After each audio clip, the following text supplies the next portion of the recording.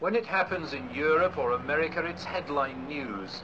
But in Turkey, they take it for granted that getting a tank full of petrol will take all day.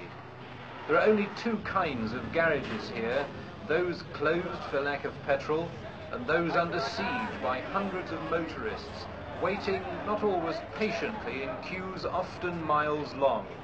And if that fails, well, some people have just given up the struggle. And it's not just petrol. There's no point at all in queuing for some things that we regard as basic essentials. The shops are stocked, but it's all local stuff. There's no coffee or sugar or decent cigarettes, or for example, light bulbs, or indeed anything that has to be imported. The problem is that Turkey, quite simply, is broke. 3 years ago it was booming with one of the highest sustained growth rates in the world. Now its trade gap is one of those figures so astronomical as to be meaningless to most people. More than £1 billion this year. Inflation is around 70% and rising. Unemployment is 25% and rising. And a combination of being out of work and broke and unable to buy things, even if you do have a few lira in your pocket, has led inevitably to internal strife.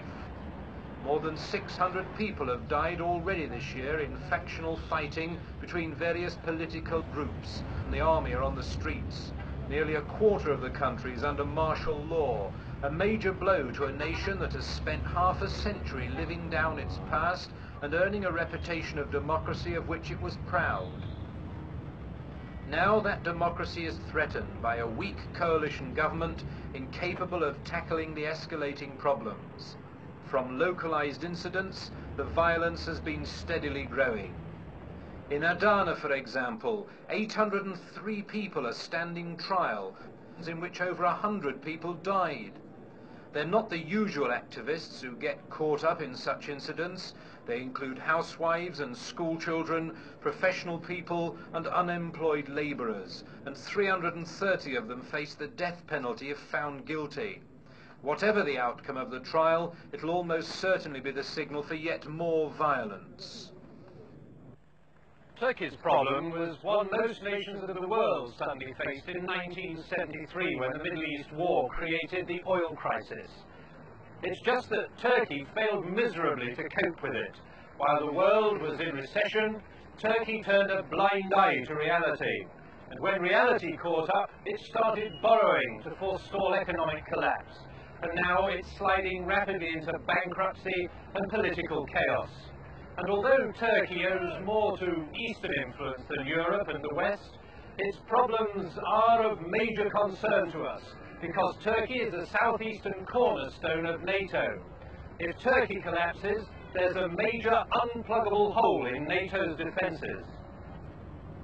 It's Turkey's strategic importance that may save her.